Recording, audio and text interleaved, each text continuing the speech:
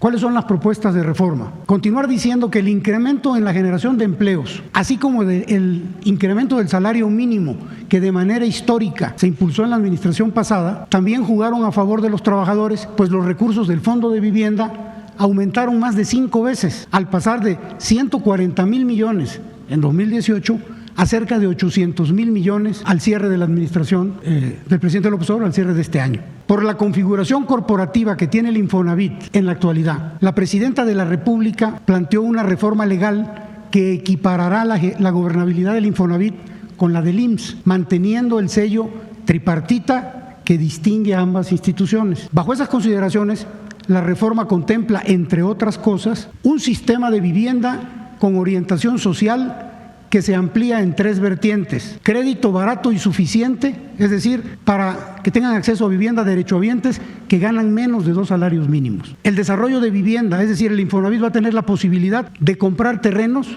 recibirlos en donación y construir vivienda. Y el arrendamiento social con opción a compra. Los trabajadores van a poder rentar sin exceder el pago del 30% de su salario para que tengan acceso a una vivienda adecuada. La constructora del Infonavit realizará proyectos de desarrollo inmobiliario para los trabajadores que menos ganan y que históricamente no han tenido acceso a una vivienda barata y suficiente. Actualmente existen 7.3 millones de derechohabientes con ingresos de menos de 2 salarios mínimos que ya tienen derecho a un crédito para adquirir una vivienda de interés social, solo que estas no existen en el mercado. Estos 7.350.000 trabajadores se componen por 3.200.000 mujeres y 4.140.000 hombres. La empresa constructora de vivienda se hace indispensable por lo siguiente: durante los últimos 10 años se ha reducido notablemente la construcción de vivienda en general, particularmente la de interés social, con un valor promedio de 550,000 pesos. Aquí podemos observar en esta gráfica las construcciones de vivienda totales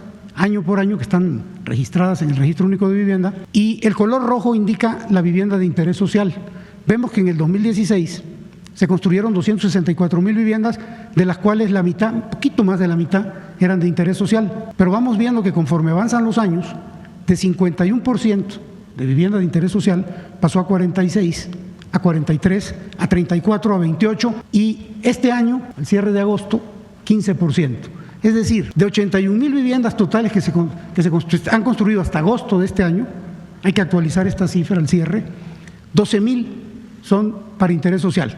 Ya habíamos visto anteriormente que hay 7.300.000 personas que tienen derecho a este tipo de viviendas. No hay en el mercado. ¿Cuáles son los principales beneficios de esta constructora? Que se va a reducir el tiempo y el costo de producción de vivienda mediante la compra consolidada de los principales materiales de construcción. Se le va a dar prioridad a la mano de obra en los estados para la construcción de viviendas a través de la subcontratación de empresas locales con gente de las entidades, de los gobiernos, de los estados, coadyuvando al crecimiento regional y por ende a la economía nacional. Y las viviendas, y esto es muy importante porque fue una de las instrucciones muy precisas que dio la presidenta, van a estar ubicadas en los centros de desarrollo urbano y contarán con todos los servicios: agua, electricidad, transporte, luz, educación, con todo.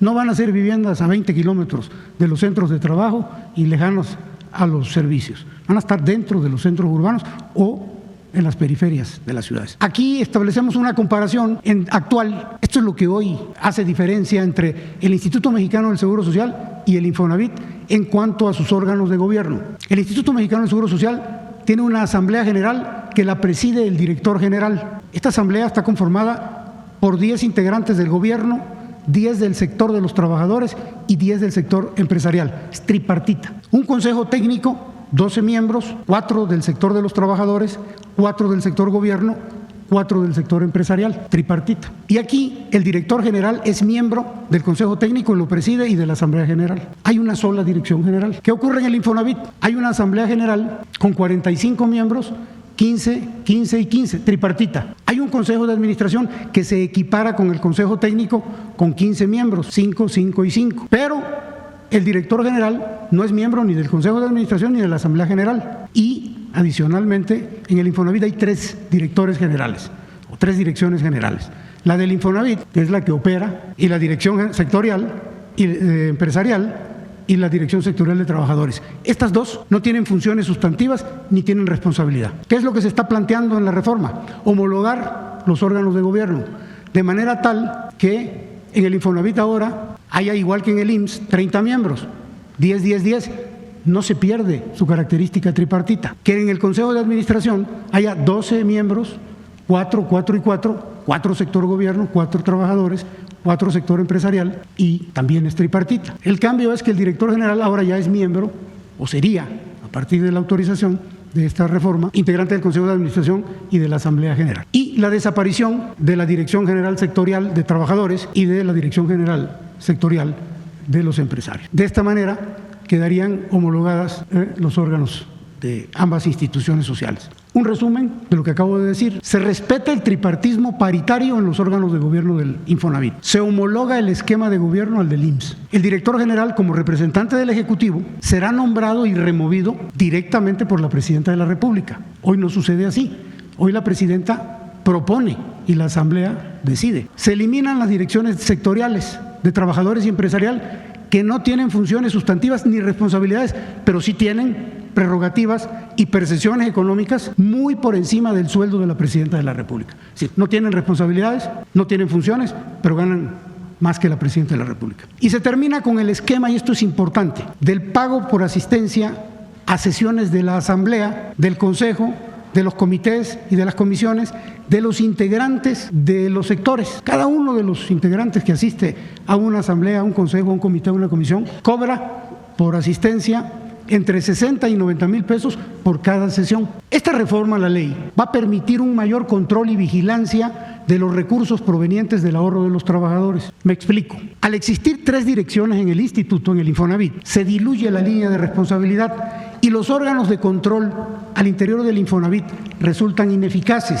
Solo se realizan observaciones administrativas irrelevantes, dado que no se atacan los verdaderos actos de corrupción que se han venido dando. Con la reforma no solo va a existir una responsabilidad directa, trazable y transparente en el manejo de los recursos, sino que permitirá, como hoy no sucede, la fiscalización por parte de la Auditoría Superior de la Federación. Hoy no permiten que la Auditoría Superior haga auditorías al fondo. Tanto el sector empresarial como el de los trabajadores se han opuesto a la fiscalización de la Auditoría Superior, al grado de ordenar a la anterior Dirección General del Infonavit a ampararse contra sus resolutivos. Estas modificaciones al marco normativo del Infonavit van a evitar que se vuelvan a presentar casos de corrupción como los que les vamos a presentar a continuación. Caso Telra Realty. Esta es una empresa. En el año 2014 se contrató a esta empresa para diseñar y operar una plataforma para administrar soluciones de viviendas de acreditados que cambian del lugar en donde residían. Está medio complicado entender el objeto del contrato.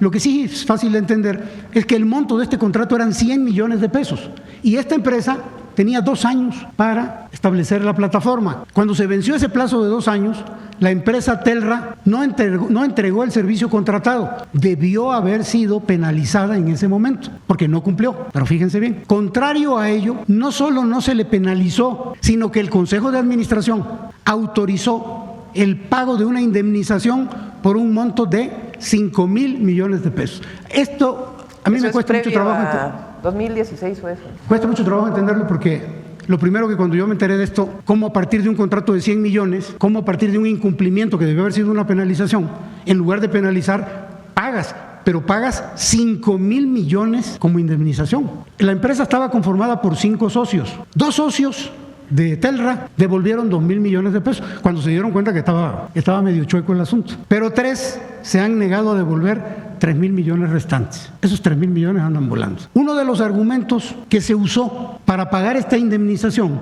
y que obra en la carpeta de investigación es el siguiente que les vamos a poner a su consideración. Este documento que les vamos a presentar es atribuido al despacho legal White & Case presentado por la Dirección Sectorial Empresarial del Infonavit.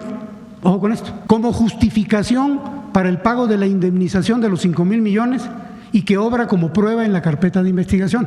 El documento que van a ver ustedes a continuación supuestamente justifica por qué un contrato de 100 millones de pesos que no cumplió la empresa debe de cobrar una indemnización de 5,000 millones. No era de 5,000, eran como de 7,000, pero hicieron una rebajita.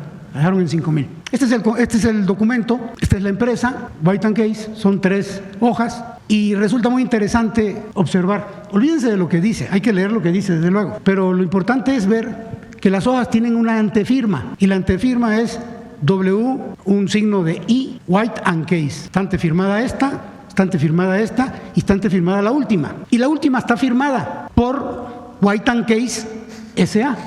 No existe ninguna persona moral que firme de esta manera. Normalmente en los despachos legales y en las empresas, quien firma es un socio de la empresa o el representante legal de la empresa. Es como si Coca-Cola sacara un documento, un comunicado público, pues tendría que firmar el distribuidor, el director, pero no va a poner Coca-Cola y además firma Coca-Cola. Pues Coca-Cola no existe como persona física. ¿Sí se entiende, verdad? Entonces nosotros desde aquí le hacemos un llamado a la empresa White & Case para que avale este documento.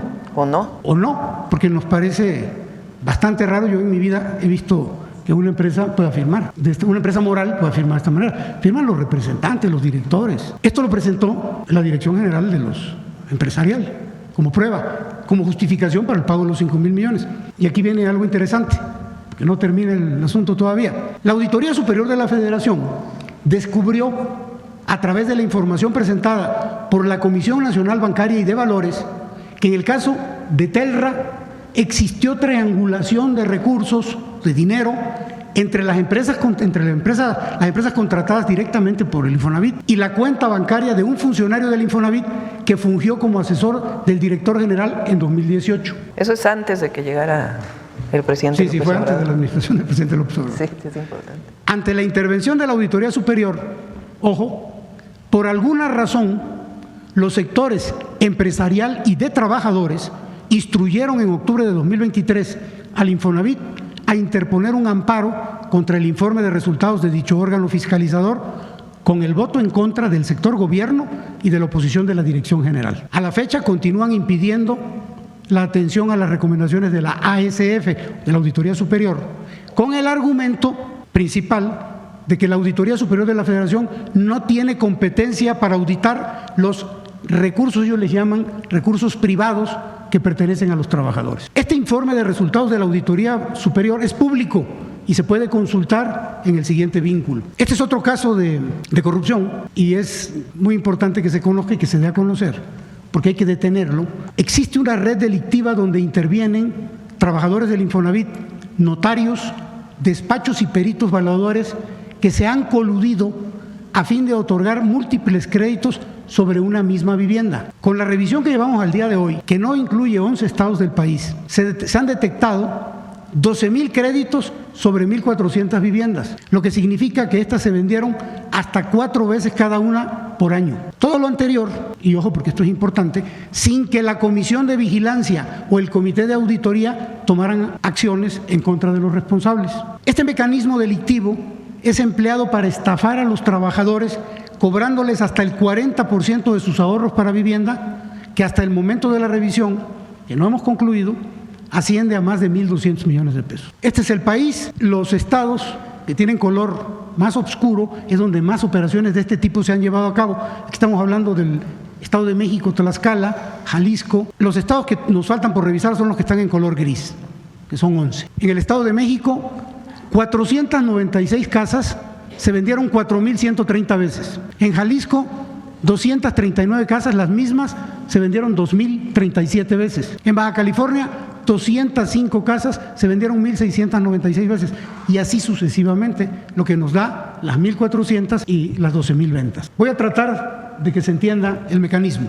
En el Estado de México, 3 notarios, con 2 despachos de evaluación, con 3 peritos evaluadores, con 3 controladores y 6 trabajadores del Infonavit, vendieron 496 casas, 4,130 veces. En Jalisco, 3 notarios, 1 despacho, 1 perito, 1 controlador, 2 trabajadores del Infonavit, vendieron 239 casas, 2,037 veces. Y así sucesivamente.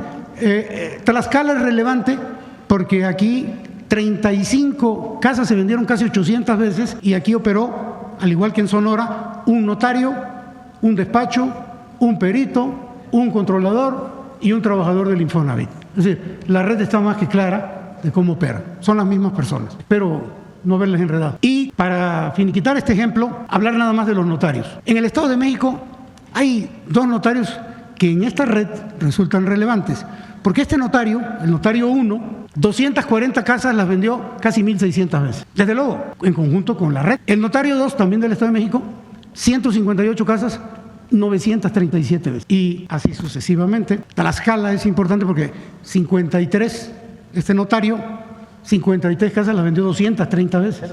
Se hizo escrituras 230 veces. Creo que se ejemplifica el mecanismo y la red de complicidad. Es que o sea, todo esto que hacen la Dirección General de Empresarios, Trabajadores, que no informa, que no pueden ser auditados, que el comité de auditoría ni por enterado se da, pero ahora miren cuánto ganan. El ingreso neto anual de la Presidenta de la República es anual de 1.992.000 pesos. Esto es mensual, vienen siendo 140.000 pesos aproximadamente. Fíjense bien cuánto gana el director sectorial de los empresarios. De los trabajadores. De los trabajadores.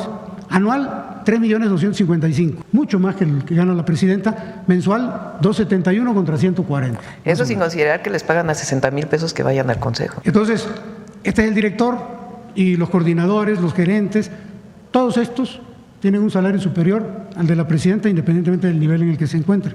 Estamos hablando de la Dirección General de los Trabajadores, de los que representan a los trabajadores. Y en el caso de la dirección… Casi como el salario mínimo. La Dirección Sectorial Empresarial por lo mismo. El director tiene un ingreso mensual de 262 contra 140 y sus subalternos, o los niveles inferiores, también con un ingreso neto mensual superior al de la Presidenta de la República.